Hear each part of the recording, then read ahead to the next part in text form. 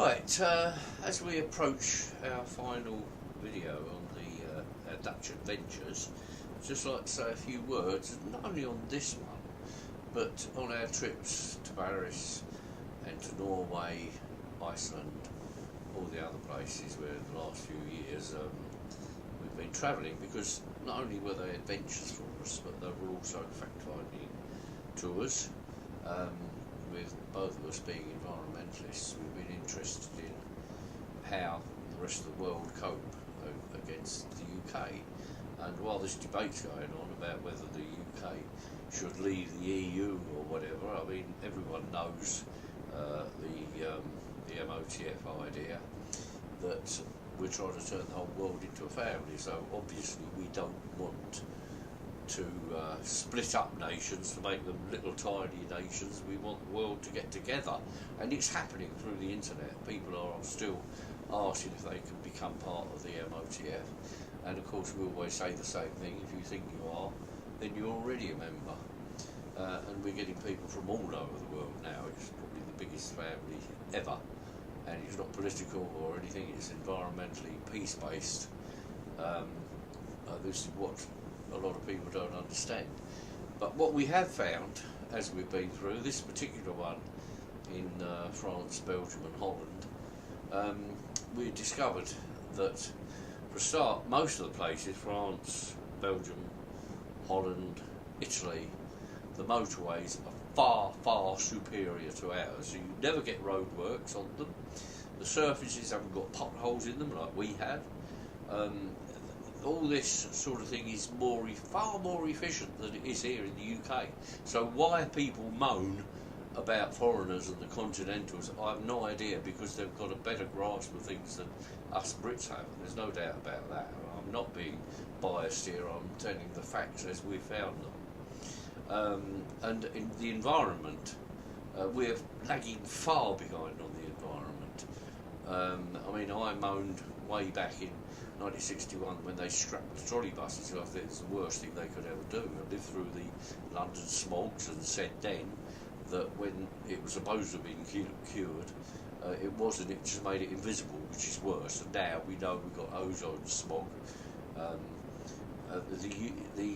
the continent and here in our Dutch adventures here, we found that that they've got trams, which is very environmentally friendly, and of course the electricity to run those trams is solar powered, water powered and so on. The tram lines are actually set into grass, which is more environmentally friendly because you don't have the concrete, it's natural, and grass, like all plants, give us oxygen, so that helps, and it also cuts the noise and vibration down on the trams. But of course Amsterdam particularly, and Rotterdam especially use bikes. There's thousands and thousands of bicycles, people cycle everywhere. You know, there's probably far more bikes certainly in Amsterdam than there is cars. They use the canals to move goods around. And another good thing, which we've already mentioned in one of our videos there, was that on the weekends in Holland and Belgium, lorries are banned. If you do want to transport something by road, you have a hefty licence fee to pay. So most lorries don't. I mean, we come back on a Sunday in the coach and we didn't see a single lorry because so of course people want to go on holiday, go out for the weekend or whatever in their private cars. They haven't got all that traffic to contend with. Now, you see the continentals far more advanced than we are on that. We found in Norway and in Iceland also that you've got green roofs. There's lots of houses that have got green roofs, which again not only gives you more oxygen because you've got plants on the roof, grass or whatever, and also of course birds can nest in them, animals use them, and from the sky of course you don't see the houses because you see the green roofs. It blends in with all the fields and so on. So you know, and in Iceland, of course, where one of our adventures were, they don't even have to heat the water up because it comes from natural hot springs from the earth. So you know, when people say, "Oh, we can't be bothered with these foreigners on the continent, keep us apart from the continent," they don't know what they're talking about because they are far more advanced than we are. So, on that note, I'll leave you with the very last episode of our Dutch adventures. Okay, I've had me rant, but hey, enjoy.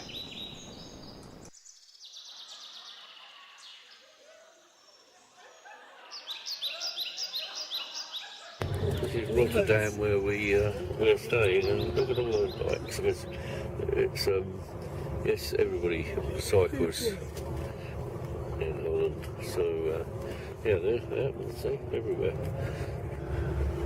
Bicycles, you see, there's special cycle paths, which is a good thing. And we'll show you the trams as well later on, which actually the lines are set in grass. So we'll show that. Oh my God, this is probably going to turn around again. Excuse me. A heron right in the middle there, look at that.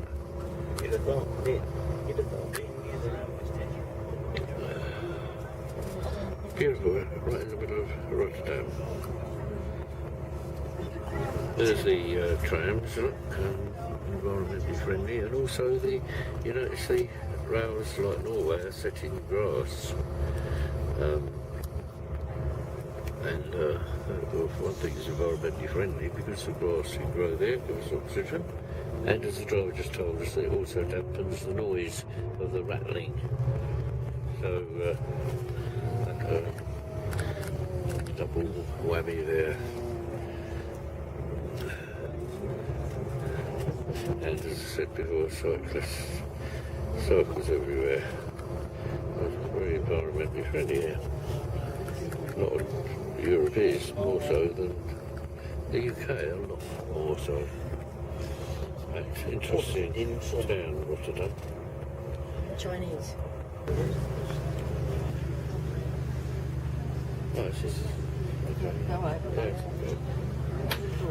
it's mostly taken photographs.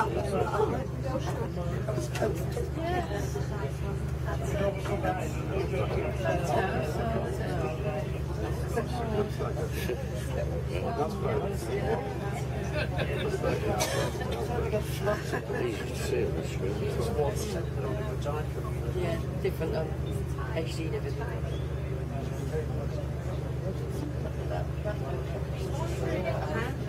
Beautiful.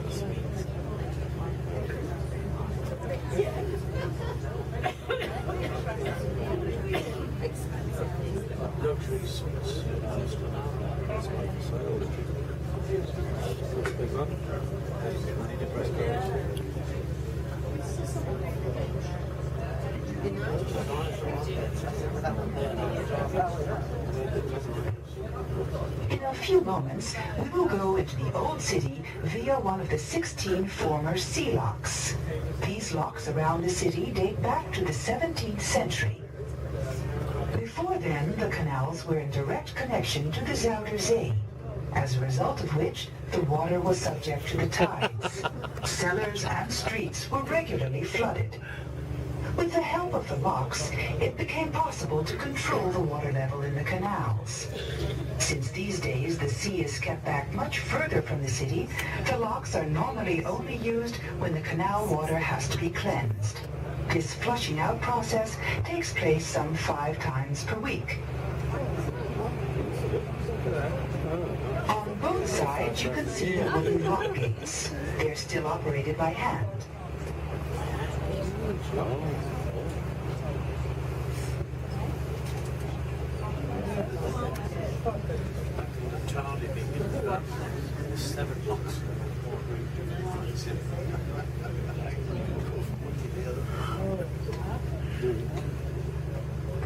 On the left-hand side, you can see part of the flea market, which has taken place here traditionally for many years. This originally Jewish market had to give up a lot of its space due to the construction of the City Hall and Music Theatre.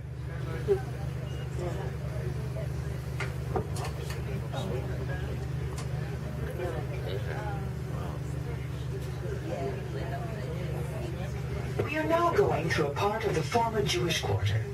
Since the 17th century, the poorer German and East European Jews had settled around the Waterloo Square district. After the last war, the neighborhood fell into a state of neglect, and a lot of it was demolished to make way for the building of the metro in the 1970s. The city planners had to develop a plan for the complete reconstruction of the area. Because of this, you can see quite a lot of modern buildings here.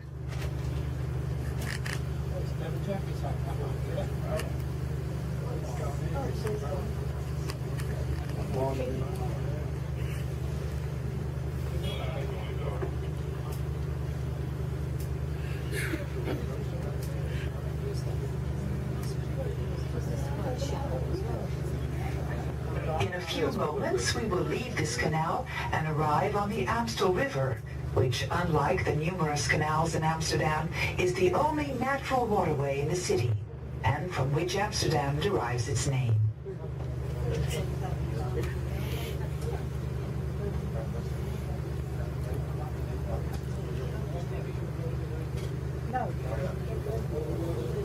The western part of the Netherlands, where Amsterdam is now situated, was before the 11th century very marshy and scarcely populated, an area where the sea had a free hand.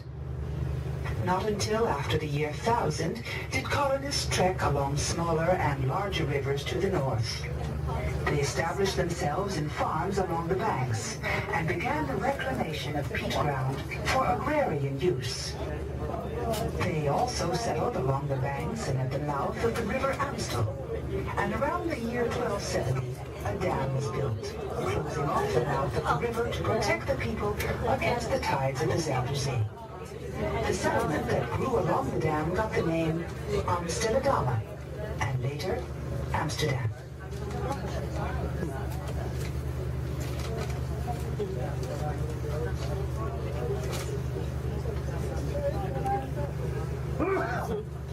The red brick buildings that you see on the left-hand side belong to the City Hall. The round building of white marble next to it is the Music Theatre. It is the home of the Dutch Opera Company and the National Ballet. With this combination of City Hall and Music Theatre, Amsterdam wanted to show the importance that she as a city attaches to culture.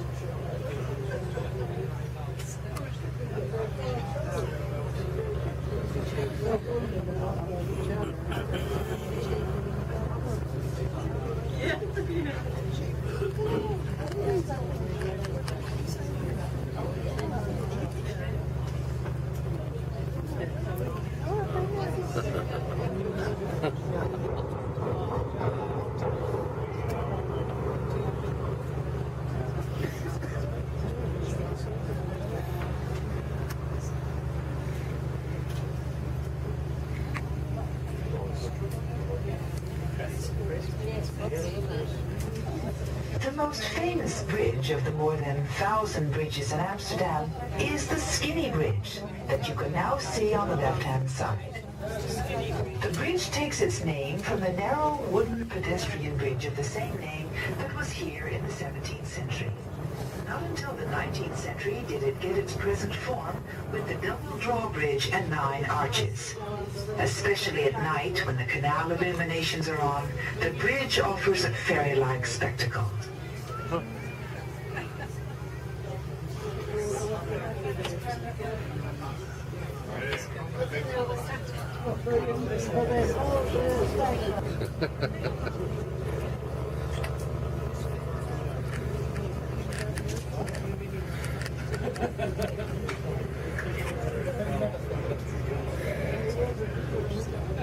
We are now in the Gentleman's Canal. It was dug out in the 17th century when the city expanded to the west. And together with the Emperor's and Prince's canals, it forms part of the famous 17th century canal belt. It is named after the gentlemen of the city, That is to say, the wealthy merchants and regents. This canal was intended as a residential area for the wealthy upper class. On a large part of the canal, it was forbidden to establish businesses or warehouses. Warehouses are only to be found on the first, older part.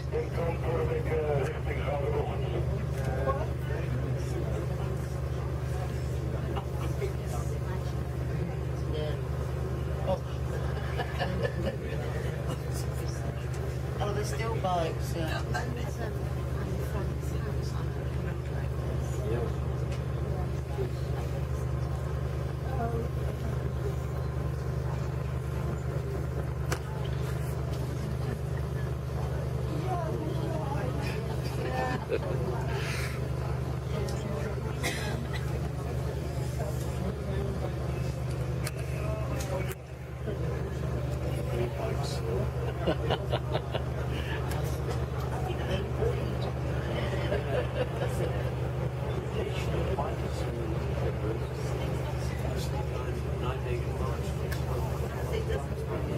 Oh, wow. Yeah.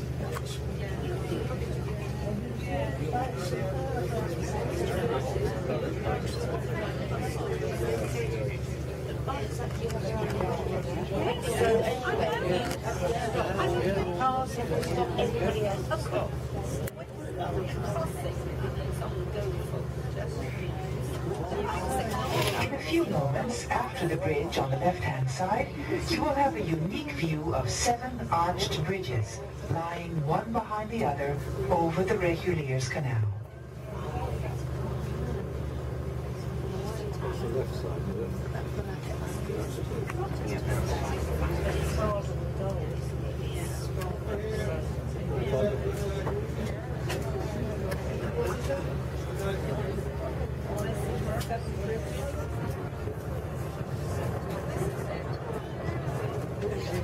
Oh, look at that. Wow.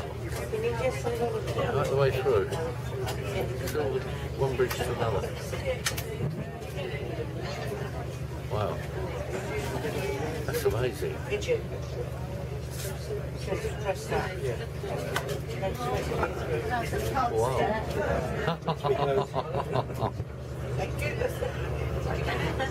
Yes, fabulous, thanks. I think it was one of the take some pictures. Take down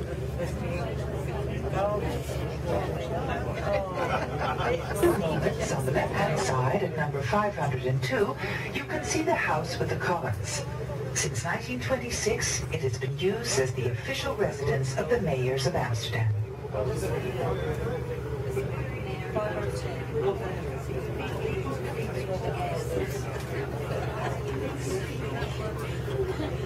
No bikes there, I guess.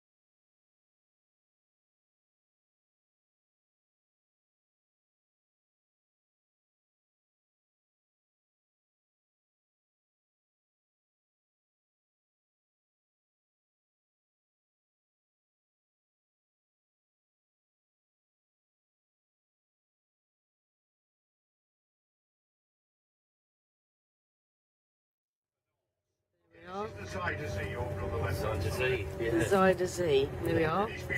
Seaside. Here. Lovely jubbly. We've finally got to the seaside. Side to sea. The side. Ooh, ooh, bit joggy. Sorry. The sailing boat over the white sail. The crumbs crikey.